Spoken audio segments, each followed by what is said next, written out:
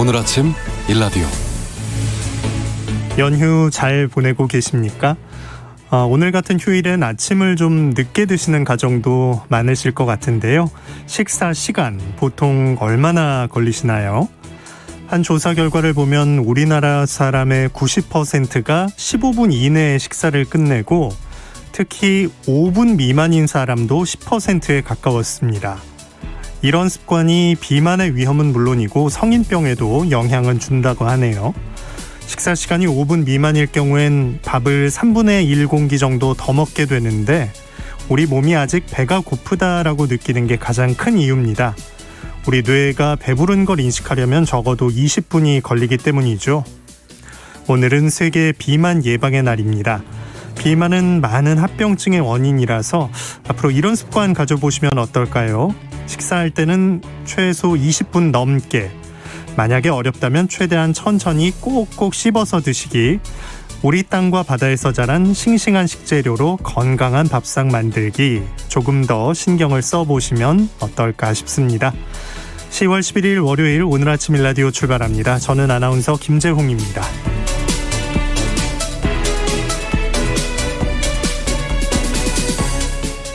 오늘 아침 일라디오 생방송으로 함께합니다. 여러분의 참여로 만들어지고 있습니다. 방송 들으시면서 단문 50원, 장문 100원 드는 유료 문자 샵 9730 이용하실 수 있고요.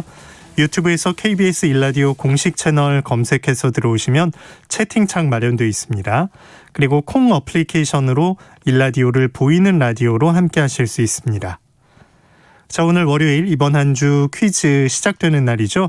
월요일부터 목요일까지 나가는 힌트 잘 들어보시고요. 정답 보내주시면 됩니다. 정답과 선물 받으실 분들을 매주 금요일에 알려드리고 있습니다. 지난주에 이어서 이번 주도 특별히 보내주신 분들 가운데 20분을 추첨해서 농촌진흥청에서 제공하는 웰빙 혼합 잡곡 세트, 아포가토 커피와 케이크 모바일 쿠폰 등 다양한 선물 드리겠습니다. 이번 주 새농퀴 첫 번째 힌트 지금 나갑니다.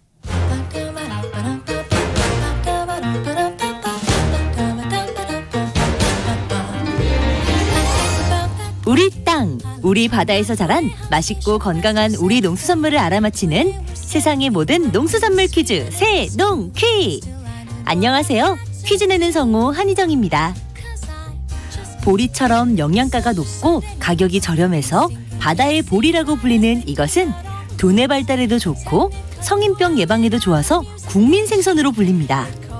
오메가3 지방산을 하루 1g씩 먹으면 심장질환을 일으키는 혈중 중성지방 수치를 낮추는 데 효과적인 것으로 알려져 있는데요.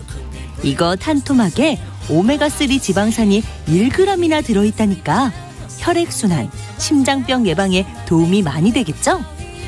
그리고 강력한 힌트 하나 더 나갑니다. 한밤중에 목이 말라 냉장고를 열어보니 한기퉁이에 소금에 절여져 있네. 어머니 코 고는 소리 조그맣게 들리네.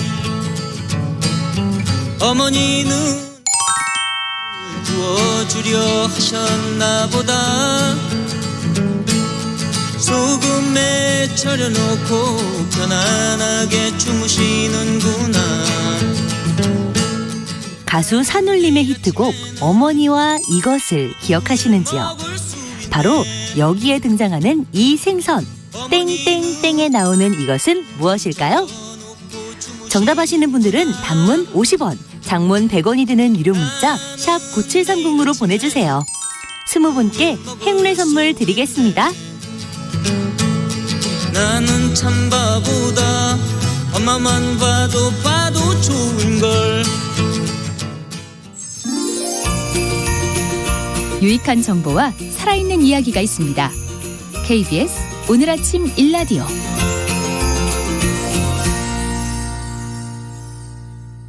한 주간 농가에서 알아둬야 할 주요 농작업 정보 알아봅니다. 농촌진흥청 농촌지원국 김용길 농업기술전문위원과 함께합니다. 안녕하십니까? 예, 안녕하십니까? 네, 새로운 농업 소식부터 알아보죠. 밥맛이 좋고 병에도 강한 새로운 벼 품종이 개발됐다고요? 예. 현재 우리나라에서 가장 많이 재배되고 있는 벼 품종은 신동진이라는 벼 품종인데요. 신동진벼는 그 쌀이 일반 품종에 비해서 1.3배 가량 크고 밥맛이 좋고 수량도 많아 재배가 많이 되고 있는 품종입니다. 하지만 한 개 품종이 오랫동안 많이 재배되면서 최근 이삭도열병과 신임마른병 발생이 크게 늘어나서 수량과 품질이 떨어지는 피해가 나타나고 있는 실정입니다. 이번에 새로 개발된 참동진벼는 현재 재배되고 있는 신동진벼와 이삭 패는 시기가 같고 쓰러짐에 강하면서 벼알의 크기도 크고 수량도 많은 품종이 되겠습니다. 특히 참동진벼는 이삭도열병과 신임마른병이 강하기 때문에 농가는 농약 사용량도 줄이면서 안전하게 재배할 수가 있어서 벼 재배 농가에 도움이 될 것으로 기대가 됩니다. 농촌진흥청은 이번에 개발된 참동진벼 보급을 위해서 내년에 지역 적응 시험과 종자 증식을 한 후에 2023년부터 농업기술 실용화재단 등을 통해서 농가에 보급해 나갈 계획입니다. 네. 자, 본격적으로 이제 거둬들일 시기를 맞고 있는데 이번 주 농업기상 전망은 어떨까요? 지난주까지는 비가 자주 내리고 온도가 평년보다 높았지만 이번 주 중반 이후부터는 낮에는 따뜻했다가 밤에는 추워지면서 일교차가 큰 날씨를 보일 전망입니다. 이렇게 일교차가 크게 되면 수확을 앞둔 농작물은 튼실하게 잘 여물게 되는데요. 농사 속담에 가을 안개는 쌀 안개라는 말이 있는 것처럼 일교차가 큰 아침에는 안개가 많이 끼게 되는데 이런 날은 해가 나오면은 금방 안개가 걷히면서 낮에는 청명한 날씨가 돼서 농작물 결실이 좋아지기 때문입니다. 이번 주 기상 전망을 보면은 비는 오늘까지만 내리고 아침 기온은 6에서 14도 분포로 낮고 낮 기온은 14에서 24도 분포로 낮과 밤의 일교차가 클 것으로 예보가 돼 있는 상황이어서 어린 가축의 호흡기 질병 그리고 농작물의 저온 피해 예방 대책 등도 신경을 써야 하는 기상 여건이라고 할 수가 있겠습니다. 네. 자, 이번 주 각 농가가 실천할 농사 정보 자세히 들여다보죠. 먼저 벼농사 어떨까요? 본격적인 이제 벼 수확기를 맞이하고 있는데요. 벼는 수확이 적기보다 늦어지게 되면 쌀아기 발생량이 많아지게 되고 품질이 떨어질 수가 있기 때문에 적기에 수확을 해 주시는 게 중요합니다. 특히 콤바인으로 벼를 수확할 때는 콤바인 속도가 너무 빠르면은 정상 속도로 수확할 때보다 2배 정도의 손실률이 발생하기 때문에 반드시 표준 작업 속도를 지켜서 작업을 해 주셔야 되겠고요. 수확한 벼를 말릴 때는 너무 높은 온도에서 말리면은 품질이 나빠지기 때문에 45에서 50도 정도로 맞춰서 서서히 말리도록 하시고 종자용은 이보다 낮은 40도 이하의 낮은 온도에서 말리시는 것이 좋겠습니다. 네. 밭작물은 어떤 관리가 필요한 시기입니까?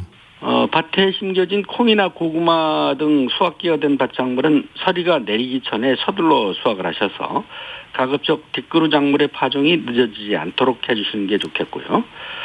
수확한 고구마 중에서 종자용으로 쓸 고구마는 수확을 한 후에 33도에서 나흘 정도 두었다가 본 저장을 하시는데 저장고의 온도는 12에서 15도 정도로 맞춰주시고 습도는 85에서 90% 정도로 맞춰주시면 되겠습니다. 보리의 파종 적기는 지역에 따라 다소 차이는 있지만 중부지방은 25일까지는 파종을 맞춰주시도록 하시고 남부지방은 30일까지 파종을 맞춰주시는 것이 좋습니다. 보리와 밀을 파종하기 전에는 반드시 종자 소독을 해주시고 씨를 뿌리기 전에는 시발당 퇴비 1200kg과 전용 복합비료 40kg을 기준으로 계산해서 주시면 되겠고 가을 김장용 무와 배추의 생육이 부진한 밭 같은 경우는 요소 0.2%에 그러니까 물 20리터에 요소 40g을 타서 잎에 뿌려주시면 생육 촉진에 도움이 되겠습니다. 네. 과수농가에서는 어떤 작업을 해야 할 시기인가요? 과실은 한 나무에서도 익는 시기가 모두 다르게 되는데요. 과실을 수확할 때는 한 번에 수확을 하지 마시고 익음 정도에 따라서 두세 차례로 나누어서 수확을 해 주셔야 품질을 높일 수가 있겠습니다. 과실을 수확할 때는 무리한 힘을 가하거나 부딪혀서 상처가 생기지 않도록 하시고 과실에 꼭지가 생기면 상품 가치가 떨어지고 저장력이 약해지기 때문에 조심해서 수확을 해주셔야겠습니다. 수확한 과실은 예냉 과정을 거친 후에 저장고에 넣도록 하시고 저장할 과실은 병해충 피해나 상처 등이 없는 과실을 골라서 저장을 하는 것이 좋겠습니다. 네. 그리고 축산농가에선 이제 전염병 차단 방역에 신경을 더 써야 할 때군요. 예. 지난주에 강원도 인제의 그 양돈 농가에서 아프리카 돼지열병이 발생돼 축산농가가 긴장을 하고 있는데요. 확산되지 않도록 축사 내부 소독을 잘 해주시고 축산 차량과 농장 출입자에 대한 통제 등 차단 방역에 철저를 기해 주셔야겠습니다. 그리고 철새가 이제 본격적으로 날아오는 그 시기를 맞아서 조류 인플루엔자의 발생도 우려되는 시기이기 때문에 농가에서는 매일매일 이제 가축을 관찰해서 가축 전염병이 의심되면 방역당국 전화 1588-9060번이나 1588-4060번으로 즉시 신고를 해주셔야겠습니다.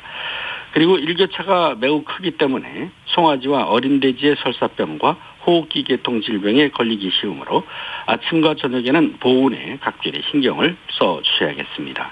네, 농작업정보 농촌진흥청 김용길 농업기술전문위원이었습니다. 고맙습니다. 네, 감사합니다.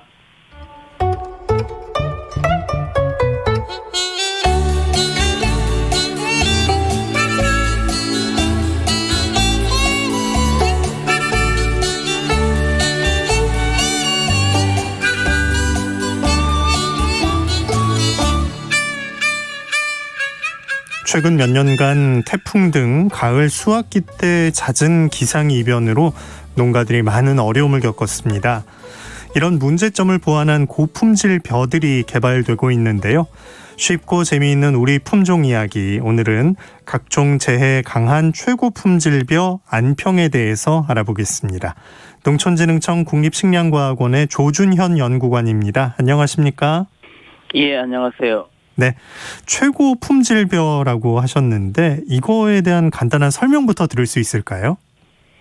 예, 최고 품질벼는 이미 여러 매체를 통하여 잘 알려진 대로 전국적으로 재배 면적이 많은 품질이 우수한 상강벼 이상의 밥맛에 쌀알이 맑고 깨끗하며 도정 수율이 75% 이상이고 적어도 2개 이상의 병해충 저항성을 가진 품질과 재배 안정성을 고루 갖춘 품종을 말합니다. 참고로 최근에 육성 보급되고 있는 최고 품질벼로는 말씀드린 상강을 포함하여 해담쌀, 영호진미, 예찬, 해들, 알찬미 등이 있습니다. 네. 최고 품질벼가 이제 이런 것들이 있었는데 최근에는 워낙 기상 이변이라고 부를 만한 상황도 많고 또 벼재배 농가도 피해를 입고 있는데 문제점들이라면 어떤 게 있나요? 예, 최근 몇 년간 벼 이삭 피해는 시기, 출수기를 전후하여 폭우나 태풍 등 기상 이상 현상이 잦고 그에 따라 기존의 주력 품종인 삼강 혹은 신동진벼의 쓰러짐, 도복 발생이 심하고 더하여 병해충 발생이 많아지면서 농가에서 여러 어려움을 겪고 있습니다. 특히 지역별로 그 피해 정도가 다양하게 나타나 지역에 맞는 대체 품종 요구도가 크게 증가하고 있었으나 그동안 수량성과 품질 등을 고루 갖춘 지역별 적응성이 높은 마땅한 품종은 그리 많지 않았습니다. 네. 갖춰야 할 점들도 참 많은데 그러면 오늘 소개해 주실 안평벼는 어떤 겁니까? 예, 안평벼는 2020년 최고 품질벼로 선정된 그런 품종이 되겠습니다. 안평벼는 최근 2-3년간 태풍과 강우가 심했던 경주, 포항 등 특히 경상북도 동해안 지역에서도 벼 쓰러짐, 도복 피해가 적어 적응성이 매우 높은 품종입니다. 당시 쌀 수량성은 경주 지역에서 기존 최고 품질벼 상강보다도 5% 중산 그런 기록을 가지고 있습니다. 안평벼는 특히 최근 모짜리로 크게 문제시되고 있는 캐다리병의 저항성이며 기타 도열병이나 흰님마른병, 줄무늬 잎마른병 등의 복합적으로 내병성을 가진 그런 재배 안정성이 높아 농가의 만족도가 높은 품종입니다. 그렇군요. 그것 말고도 안평벼가 가진 또 우수한 특성 어떤 게 있습니까? 예, 안평벼는 기존의 상강벼에 비해 밥을 하였을 때 밥알의 색깔이 더 하얗고 특히 씹을 때 찰기와 질감 등 밥알의 탄력성이 강한 식미 특성을 보이게 됩니다. 특히 안평은 쌀알의 모양이 균일하고 쌀을 도정하는 곳인 알빛이 미국 미국 종합처리장에서도 선호성이 높을 뿐만 아니라 묵은 쌀로 밥을 지었을 때도 밥맛이 굉장히 좋은 그런 품종이 되겠습니다. 네. 묵은 쌀의 식미가 좋다는 건 어떻다는 뜻인가요? 예, 일반적으로 벼는 수확 후 이듬해 봄철 온도가 올라가고 여름철 습도가 높아지면서 밥맛이 급격히 떨어지는 경향이 있습니다. 그러나 안평은 수확 후 이듬해 가을까지 상온에서 보관하여도 밥알이 일반적으로 누렇게 변하는 정도가 적어 흰 색깔을 잘 유지합니다. 또한 윤기나 찰기 정도가 일반 벼에 비해 상대적으로 양호한 특성을 보여 식당이나 단체 급식에 유리할 것으로 생각됩니다. 네. 이게 안평이구나 하고 알 정도로 묵은 쌀의 식미까지 유지를 하고 있는데 아까 경북 동해안 지역 말씀을 하셨는데 적응 지역은 그럼 그쪽에 한정이 되는 건가요? 안평의 적응 지역은 경주로 한정되는 것은 아닙니다. 영원한 평야지 어느 곳에서도 재배할 수 있는 그런 지역 정성이 높은 품종이 되겠습니다. 안평은 2018년 품종 개발 후 2020년까지 경주시 관내 농가 20헥타에서 약 2년간 실시한 대규모 현장 실증 시험에서 기존 품종보다 재배 안정성과 품질이 우수하여 2020년 최고 품질배로 선정된 바 있습니다. 경주 지역의 적응성이 높은 품종을 저희들이 확인하였고 따라서 경주시에서는 최고 품질 쌀 산업의 경쟁력 향상을 위해 안평벼를 지역 특화 프리미엄 쌀 브랜드로 개발하고 있습니다. 또한 전북 부안군, 경남 김해시 등 다양한 지역에서 시험 재배하고 있는데 수량성이나 재배 안정성 등 현장의 농가 반응이 매우 만족한 수준을 확인하고 있습니다. 따라서 아무리 좋은 품종이라고 어느 지역에서나 누구나 심는 품종보다는 먼저 지역의 농업기술센터를 통하여 지역에 잘 적응하는지 시험 재배 후 재배하시기를 추천해 드립니다. 그래야겠습니다. 그러면 앞으로 벼 보급 계획 또 종자 구입은 어떻게 할 수 있는지 설명 부탁드릴게요. 예. 안평은 2020년까지는 국립식량과학원과 경주시 농업기술센터의 자체 종자 생산을 통해 보급되고 있으며 2022년부터 정부 보급종이 생산됩니다. 따라서 2023년부터는 대량으로 농가에 보급될 예정입니다. 네. 자, 끝으로 좀 그래도 주의할 점이 있으면 알려주시고 소비자들에게 전하고 싶은 말씀까지 부탁드리겠습니다. 예, 무엇보다 우리 지역에 가장 잘 맞는 벼 품종을 선택하는 것이 매우 중요합니다. 그 지역 환경에 최적의 재배 안정성을 보이는 품종이 안전하고 품질이 우수한 농산물을 생산할 수 있는 기본 첫 번째 조건입니다. 두 번째는 쌀 수량에 욕심내기보다는 비료를 조금만 더 줄여 건강한 농산물을 생산하고 우리 소비자가 만족하는 최고 품질 쌀을 생산하는 것이 중요합니다. 마지막으로 이제는 배가 고파서 밥을 먹는 시대는 지나간 것 같습니다. 많이 생산하고 싸고 흔하게 소비하는 그런 농산물이 아니라 쌀은 우리의 문화의 미래입니다. 최고의 우리의 쌀을 지켜나갈 수 있도록 다음 세대에도 걱정 없이 벼 농사를 이어나갈 수 있는 기반을 우리 다 함께 만들어 나가기를 기대합니다. 네, 쉽고 재미있는 우리 품종 이야기 오늘 농촌진흥청 국립식량과학원 조준현 연구관과 함께 안평벼에 대해서 들었습니다. 고맙습니다. 예, 감사합니다.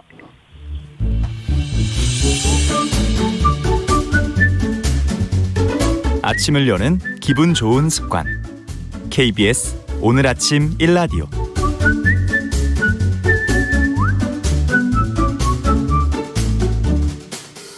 농수산물 유통의 새로운 트렌드를 살펴봅니다. 마케팅 브리핑 빅데이터 전문 업체 마이테이스트의 민지영 대표와 함께합니다. 안녕하세요. 네, 안녕하세요. 네, 오늘은 과일 얘기를 준비해 주셨는데 과일을 살 때 어느새부턴가 브릭스라는 걸 따져보게 됐어요. 네네.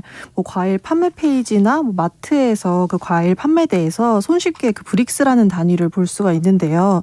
저도 과일을 살 때 같은 과일이라도 이 브릭스가 얼마나 되는지를 좀 따져보고 숫자가 좀 낮으면은 맛이 없는 건 아닌가 좀 걱정을 하면서 구매를 결정하는 경우가 많았거든요. 근데 이제 데이터상에서는 맛있는 과일을 고르는 법에 대한 질문이 매년 400개 이상 언급될 만큼 사람들이 이제 과일의 맛을 굉장히 중요하게 생각을 네. 하고 있고 이 맛없는 과일에 대한 거부감이 점점 커지다 보니까 이 불안감을 해소하고 싶어서 브릭스를 많이들 확인하신다고 하더라고요. 그렇군요. 네, 또 이 브릭스의 수치가 그 과일 맛에 대한 신뢰를 느끼게 한다라는 이야기도 쉽게 확인할 수 있는 걸 봐서는 확실히 브릭스가 과일 맛의 기준이 됐다라고 하는 게 맞는 것 같습니다. 네. 그전에는 안 보고도 잘 살았는데 네. 브릭스가 정말 맛있다 이렇게 정의 내려도 괜찮을까요?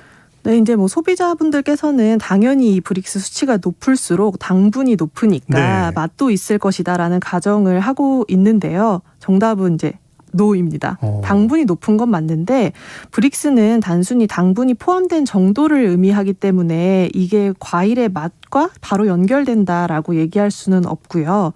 그래서 다른 그 채소들의 예를 보면 마늘은 40브릭스나 되고 어이구. 네, 양파 같은 경우에도 8브릭스가 넘는다고 하더라고요. 예. 그래서 사실은 적절한 당도가 넘어가면은 그냥 단순히 단맛보다는 맛의 조화가 더 중요하지 않나라는 생각을 좀 해보고요. 또 당도가 가장 높은 과일을 찾아보니까 대추야자라고 하는데 이건 무려 수치가 65브릭스나 되더라고요. 네. 근데 뭐 후기를 찾아보면 달다 못해서 너무 쓴 식감도 그렇고 호불호가 갈리는 맛이다 이런 후기들을 보면 뭐 브릭스가 모든 기준이 되는 것은 아니다라는 생각도 들긴 했습니다. 네. 네, 그리고 또 뭐 유럽 같은 서양 국가에서는 오히려 브릭스가 높으면은 과육이 좀 물러져서 요리하기가 좀 어렵고 식감이 떨어져서 너무 높은 걸 선호하지는 않는다고 하더라고요. 네. 네, 그래서 뭐 기본적인 당도를 파악하는 데는 좋은 기준이긴 한데 일반적으로 10브릭스가 넘으면 너무 충분한 당도라고 하니까 뭐 이 수치가 좀 낮다고 해서 맛이 없는 과일이다 이렇게 판단하는 거는 좀 지양하는 게 좋을 것 같습니다. 예. 사람마다 그 가장 이상적인 그 과일의 맛이 자기 머릿속에 있으니까 네네. 기준 하나로 맞추긴 참 어려울 것 같은데 근데 이거를 이렇게 표기한다는 건 사람들이 선호하는 게 조금 달라지고 아무튼 네. 세태도 좀 바뀌었다 이런 이해도 필요할 것 같네요. 네네. 사실은 이게 맛을 좀 선호하는 맛의 트렌드가 바뀌었다라고 얘기를 할 수가 있는데 트렌드가 네, 예를 들어보자면 감귤은 예전에 좀 신맛이 좀 더 강했다고 해요. 새콤한 과일하면 우리는 일반적으로 귤을 떠올릴 정도였잖아요. 네. 근데 최근 3년간의 데이터를 보니까 귤이 신맛이 난다. 귤이 시다라는 거는 굉장히 부정적인 후기인 경우가 많더라고요. 오, 네. 네, 사실은 뭐 다른 분야, 뭐 커피나 와인 쪽에서는 사실 신맛이 요즘에 좀 트렌드로 가고 있는데 과일만큼은 신맛이 좀 빛을 발하지 못하는 것 같아요. 네. 그래서 사실 감귤 농가에서도 산미를 어떻게 줄일 것인가를 연구하는 데 또 집중하고 있다 그러고 산미를 낮추고 단맛을 높인 레드향과 같은 그 귤과 유사한 품종들의 인기가 높아지고 있기도 하고요. 또 하나를 예를 들면은 새콤한 맛으로 인기 있던 홍옥이라는 사과 품종 기억하시나요? 네네. 오히려 요즘에는 홍옥 사과를 어디서 구할 수 있는지 묻는 글이 더 많을 정도로 이 그 신맛을 좀 더 강조한 이 홍옥이라는 품종이 판매가 너무 줄어들어서 사람들이 찾는 글만 있을 정도라고 해요. 아무래도 이제 선호하는 맛이 신맛에서 단맛으로 변하다 보니까 당도를 좀 많이 따지게 된 트렌드를 보이면서 이 브릭스라는 기준이 오히려 좀 각광받고 있지 않나 네, 생각이 들고 네. 근데 아무래도 좀 적당한 산미랑 조화를 이루는 단맛이 좀 과일 맛을 더 풍성하게 한다고 하거든요. 그래서 이제 단순히 당도만 보는 게 아니라 좀 산도와의 비율을 보는 수치가 앞으로는 좀 과일의 맛을 판단하는데 저 도움이 되지 않을까라는 생각도 좀 해봤습니다. 맞아요. 또 변화가 올 수도 있겠네요. 네네. 예. 과일이 참 이제 가격 부담이 좀 되는 품목인데 가성비 얘기보다 오히려 요즘 비싼 과일에 대한 얘기들이 많다고요. 네, 과일과 함께 좀 가장 많이 언급되는 연관어가 비싸다라는 키워드여가지고 저도 이제 가격에 좀 불만족이 있다라는 생각을 했는데 오히려 데이터를 좀 보니까 반대로 비싼 과일이 실패가 없다. 과일이 비싼 값을 한다. 이런 식으로 가격이 비싸더라도 전혀 개의치 않고 야. 오히려 비싼 과일을 선택하는 모습들이 좀 보이더라고요. 그래서 가격이 싸다는 얘기에는 오히려 너무 저렴해서 맛있을지 의심이 된다. 이렇게 가성비보다는 좀 가심비라는 트렌드를 좀 따르는 것으로 좀 보였고요. 또 하나를 먹더라도 좀 맛있고 좀 제대로 된 과일을 먹고 싶다는 니즈가 훨씬 강하셔서 이제 가격은 따지지 않는다. 이런 얘기들이 더 많더라고요. 네. 그리고 이제 맛없는 과일을 사서 처치곤란이 된 경험들을 많이들 공유를 하면서 차라리 실패가 적다면 가격을 더 주는 게 낫겠다. 네, 이런 얘기도 있었고요. 실패 없이 과일을 고르는 법은 비싼 과일을 고르는 거다. 네, 이런 식의 댓글들도 굉장히 많이 확인할 수 있어서 가격은 오히려 그 과일을 고를 때 뭐 따지는 기준이 되지는 않았다라고 볼 수 있었습니다. 한 송이를 먹어도 끝까지 맛있게 먹고 싶다. 이런 그 욕망이 들어가 있는 것 같네요. 네네. 또 다른 연관어를 통해서 볼 수 있는 젊은 층이 선호하는 과일은 어떤 게 있을까요? 네. 그 두 번째로 많이 나왔던 그 연관어가 귀찮다라는 키워드인데요. 네. 네, SNS에서 과일과 함께 가장 많이 언급됐던 이 귀찮다라는 키워드가 좀 편리함을 찾는 트렌드랑 연결이 돼 있다라고 확인을 할 수 있었어요. 근데 뭐가 귀찮냐 하면 껍질을 깎아 먹기 귀찮고 씨가 많은 과일을 발라서 먹기가 귀찮고 또 무겁고 큰 과일들은 뭐 가지고 가기도 또 처리하기도 힘들다, 귀찮다 이런 식의 이야기들이 많더라고요. 네. 그래서 좀 크기가 크고 좀 그 다루기 힘든 과일보다는 한 번에 먹기 편한 과일을 찾고 있어서 딸기나 귤, 바나나처럼 좀 도구 없이 먹을 수 있는 과일의 선호도가 굉장히 높아지고 있고 또 껍질째 먹을 수 있는 키위라든지 뭐 씨 없는 수박이나 포도도 굉장히 많이 찾는 과일들 중 하나였습니다. 네. 아무래도 그 젊은 세대나 또 1, 2인 가구가 늘어난 게 또 같은 품종에도 변화를 좀 불러와야 하는 이분들에게 이제 많이 팔아야 하니까 네네. 그런 세태가 읽혀지네요. 네, 맞습니다. 이제 편리함뿐만 아니라 크기나 종류에도 좀 변화를 주고 있는데 특히 수박 같은 경우에도 방금 뭐 씨 없는 수박을 얘기하긴 했지만 1, 2인 가구가 사실 수박을 소비하지 않는 이유가 사실 양이 너무 많고 네. 쓰레기 처리하기가 어려워서라고 해요.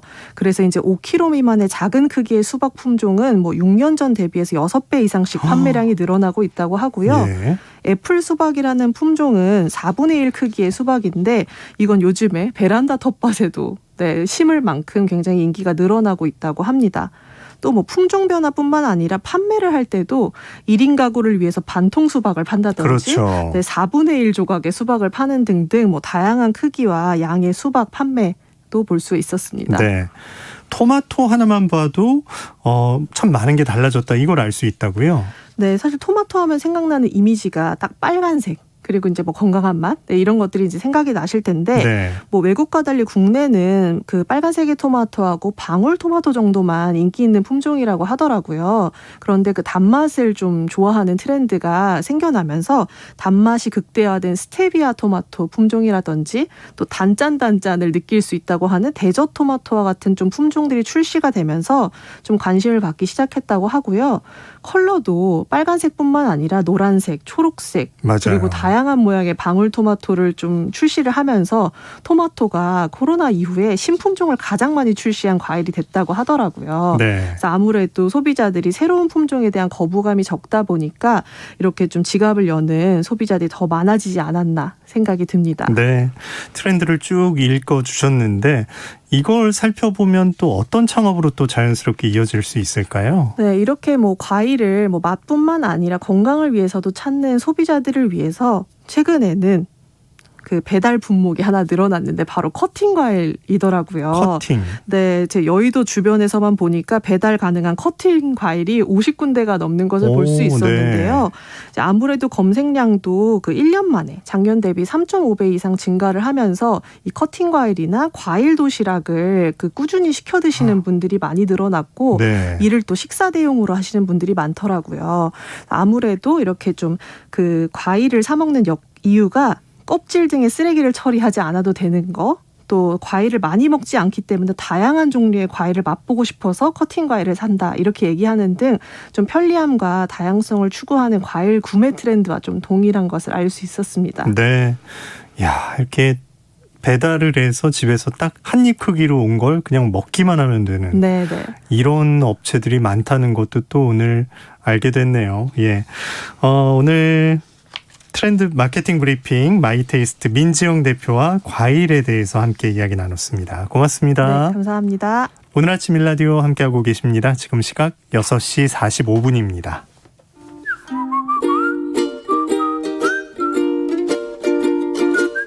오늘 아침 일라디오 김재용 아나운서의 진행으로 듣고 계십니다.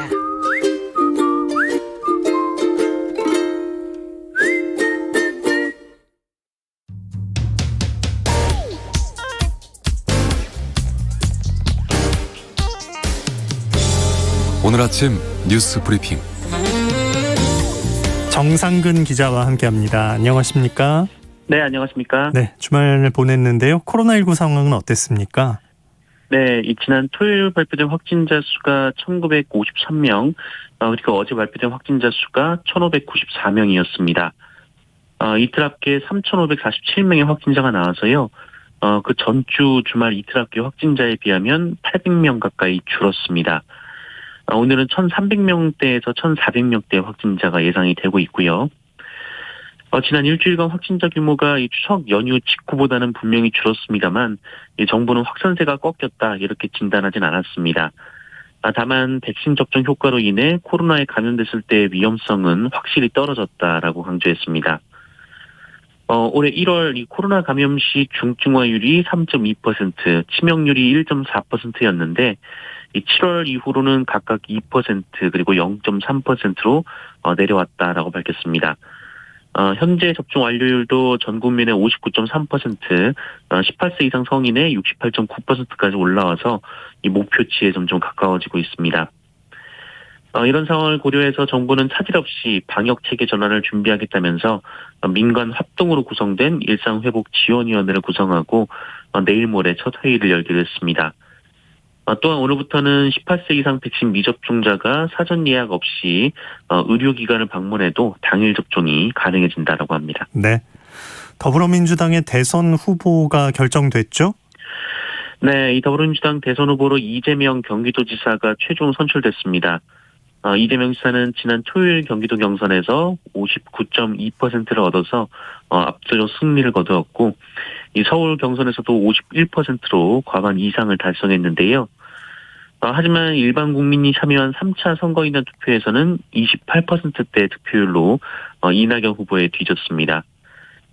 다만 누적 투표율은 50.29%로 과반을 넘겨서 결선 투표 없이 이 더불어민주당 후보로 선출이 됐습니다. 이재명 후보는 국민이 자신을 선택한 것이 변화를 바라는 것이다 라면서 실행력으로 체감되는 변화를 만들겠다라고 약속했습니다. 대장동 논란에 대해서도 휘하 직원의 일탈에 대해서는 사과했지만 이 대장동 개발은 국민의힘의 방해성에 공영 개발이 이루어지지 못한 것이고 그럼에도 불구하고 민간의 100% 이익이 돌아가던 것을 성남시가 5천 원 넘게 확보한 것이다라고 주장했습니다. 네. 이낙연 후보는 이제 결선 투표를 기대했던 것 같은데 지금 결과를 두고는 어떤 얘기를 하고 있나요? 네, 이낙연 후보 측은 그 이재명 후보의 후보 수락연설 이후 입장문을 내고 당 대선 후보 경선 이 무효표 처리에 대한 이의를 당 선관위에 공식 제출하기로 했다라고 밝혔습니다. 이낙연 후보 측은 그동안 경선 후보의 중도 사퇴 시 이 무효표 처리가 결선 투표 도입 취지에 정면으로 반한다는 점을 지속적으로 제기해왔다라고 주장했는데요. 네. 이낙연 후보 측은 경선 과정에서 중도 사퇴한 정세균 전 국무총리 그리고 김두관 의원의 득표를 무효로 처리한 뒤 이 남은 표수를 가지고 후보들의 득표율을 계산한 당 선관위의 집계 방식을 문제 삼은 것인데 이 표를 이낙연 후보 측의 주장대로 다시 포함해서 계산을 하면 이재명 후보는 50%에 가까스로 미치지 못하게 됩니다. 이재명 후보는 선거를 주관하고 있는 당 선관위 그리고 당 지도부에서 당원, 당규를 합리적으로 해석해서 잘 처리할 것이다. 이렇게 짧은 입장만 밝혔는데요. 이상민 당 선거관리위원장은 경선 과정에서 중대 하자가 드러나지 않는 이상 결과가 바뀌는 것은 아니다라고 선을 그었습니다. 한편 문재인 대통령은 민주당 당원으로서 이재명 지사의 후보 지명을 축하한다라면서 경선 절차가 원만하게 진행된 것을 기쁘게 생각한다라고 밝혔습니다. 네. 자, 국민의힘은 이제 4명이 남아있는데 그 2차 컷오프 결과를 두고 논쟁이 좀 있다고요? 네, 국민의힘은 결과에 불복한 사람은 없습니다만 이 문제가 된 것은 윤석열 후보 측이 방송에서 이 경선 결과에 대해 말한 것이었습니다. 윤석열 후보 측 김경진 대외협력특보가 방송에 출연해서 윤석열 후보가 4%포인트 앞섰다 이렇게 말을 했는데요. 이것이 논란이 된 이유는 득표율은 물론 이 순위조차 이 법과 합의에 따라 공개를 할 수가 없기 때문입니다. 이에 경쟁 주자들이 윤석열 후보 측의 경선 결과가 어떻게 유출된 것인지 당이 조사하고 조치를 해줄 것을 요구하고 나섰는데요. 이 논란이 확산되자 국민의힘 측은 윤석열 후보 측이 주장한 득표율 격차 자체가 사실이 아니다라면서 서둘러 진화에 나섰습니다. 하지만 이 득표율 논란이 2차 컷오프에서 탈락한 황교안 후보 측의 부정경선 주장으로까지 확산되자 김재원 공명선거 추진단장은 즉각 득표율 조정 여부를 조사해서 이 결과에 따라 책임을 묻겠다며 조기 수습을 시도했습니다. 네. 대장동 개발 관련한 수사는 어떻게 돼가고 있나요?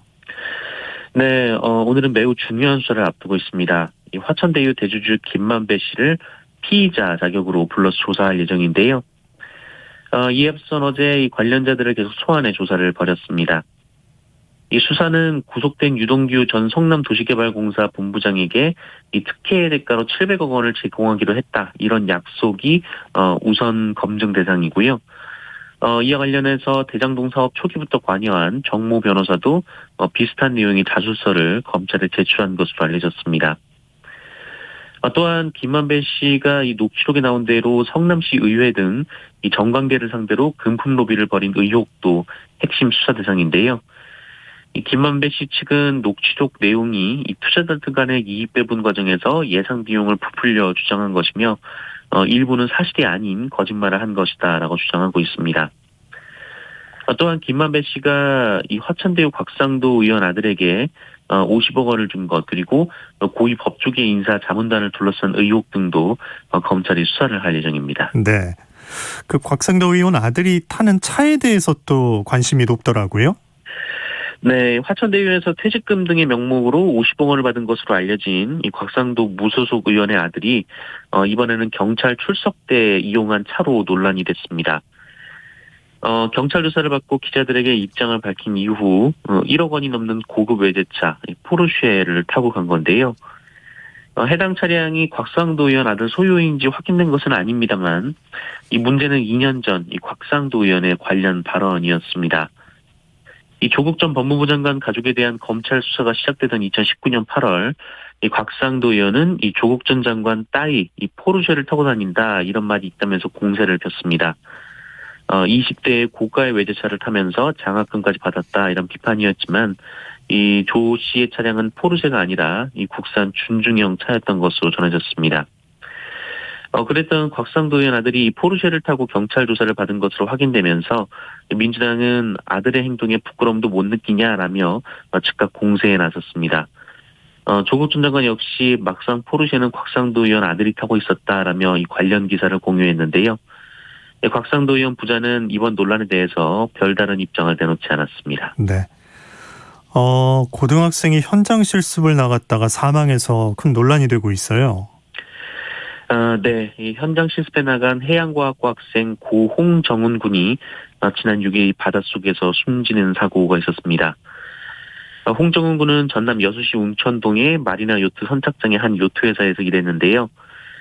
해당 요트에서 선주는 홍정훈 군에게 요트 밑바닥에 붙은 따개비를 제거하라 이렇게 지시를 했는데 기본적인 잠수 장비도 주지 않고 맨몸으로 숨을 참고 들어가서 작업을 하도록 시켰습니다. 홍정훈 군이 호흡곤란을 호소하자 그제야 잠수 장비를 빌려왔는데 무려 12kg의 납덩이를 몸에 두르고 이 공기통과 호흡기를 착용했지만 이 호흡기가 문제가 있었고 또 부력 조절 장비는 몸에 맞지 않았습니다. 결국 홍정훈 군이 물 밖으로 나오기 위해 장비를 벗었는데 그 순간 허리에 매단 12kg의 무게 때문에 바닷속으로 빠지고 말았습니다. 사고가 난 요트장은 수심이 7m인데요. 홍정훈 군은 잠수 자격증조차 없었습니다. 오히려 물을 무서워했다라고 증언이 나왔는데요. 이 홍정훈 군의 업무는 승선 보조 그리고 고객 응대 서비스로 이 물에 들어가는 업무 영역이 아닙니다. 이 구조마저 늦어서 이 신고를 받고 119 현장에 도착한 시간이 물에 빠진 지 30분이나 지난 뒤였는데요. 때마다 멀어지는 이 현장 실습 과정에서의 안전사고에 이 특성화고 학생들은 대책 마련을 호소하고 있습니다. 해경은 업무상 과실